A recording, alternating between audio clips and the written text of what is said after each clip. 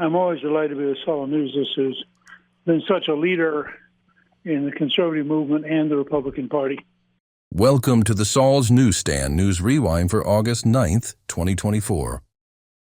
The Daily Caller reports, no evidence. CNN reporter delivers devastating fact check on Walz's claim about military service. CNN correspondent Tom Foreman delivered a fact check Wednesday against Democratic Minnesota Governor Tim Walz after he claimed to have carried weapons in war.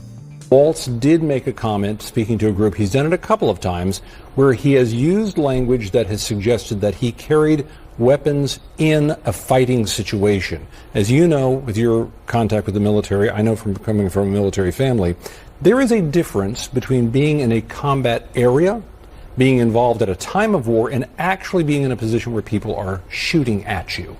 There is no evidence that at any time Governor Walz was in a position of being shot at, and some of his language could easily be seen to suggest that he was. So that is absolutely false when he said that about gun rights out there.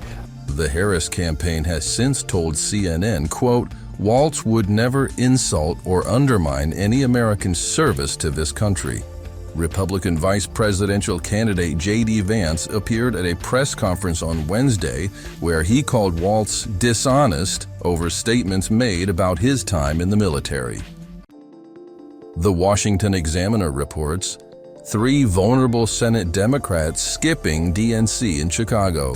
The Democratic National Convention in Chicago in 2 weeks will see Democrats present a unified front behind their ticket, but a few vulnerable Senate Democrats will not be making the trip. Senator Sherrod Brown from Ohio and Senator Jon Tester from Montana will not be going to the DNC in Chicago, according to Punchbowl News. The 2 senators are widely viewed as the most vulnerable Democrats in the chamber seeking re-election in November. Senator Jackie Rosen from Nevada, who is also facing a tough re-election battle, will also not attend the DNC. Brown has supported Vice President Kamala Harris for president, but has kept his distance as he battles for re-election in increasingly Republican Ohio, while Tester has not endorsed Harris as he fights for his political life in Montana. And finally, Fox News reports, Trump endorsed Mike Rogers wins Republican Senate primary in Michigan. Former Representative Mike Rogers won the Republican primary for Senate in Michigan on Tuesday and will battle it out in the November election for the state's open Senate seat. Rogers served in the House from 2001 to 2015. During his tenure in Congress, he was the chairman of the Intelligence Committee. The nonpartisan political handicapper The Cook Political Report rated the Senate race in Michigan as a toss-up alongside races in Montana, Ohio, and Nevada. This week, we'll let Kamala Harris have the last word. We have to stay woke. Like, everybody needs to be woke.